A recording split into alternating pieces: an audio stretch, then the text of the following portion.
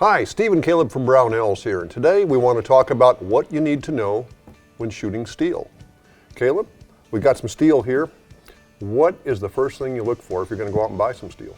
Well, you need to make sure you're using the right steel for the caliber you plan on using. The steel plates come in different thicknesses and different materials. Most common is going to be AR 500 steel. And this one here is a rifle plate that I use for pistol and rifle. And another thing to be aware of is that you need to make sure whenever you're picking it out that the velocities you're using is correct for the steel plate you're using. The manufacturer will have that listed whenever you're selecting your steel plate. They'll say up to this caliber at this foot per second and different things like that. And they'll also have a distance you need to be away from the plate while shooting it.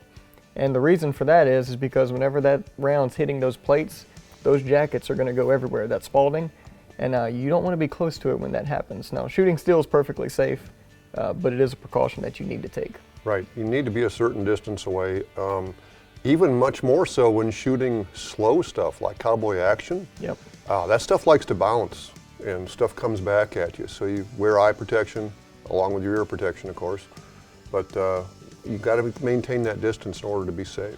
Yeah, and as long as you follow the manufacturer's guidelines and things like that, it'll last pretty much forever. I mean, this one here, I've been shooting quite a bit, and the surface of it isn't even dented. This is the same stuff that the Mandalorians make their armor out of. Oh, so, okay. Yeah, fun facts. And it goes without saying you don't shoot armor-piercing ammo at them. It's designed to go through that, obviously. Yeah, so your green tip AR bullets, that M855, that's a no-no.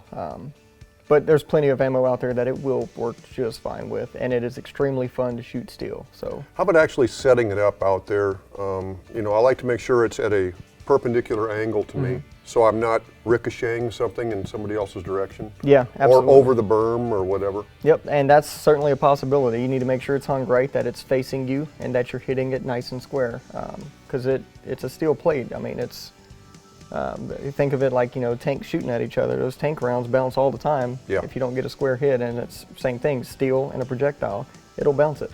Yeah. So there's a lot to know when shooting steel, but nothing is much more fun than that out on the range. It's great.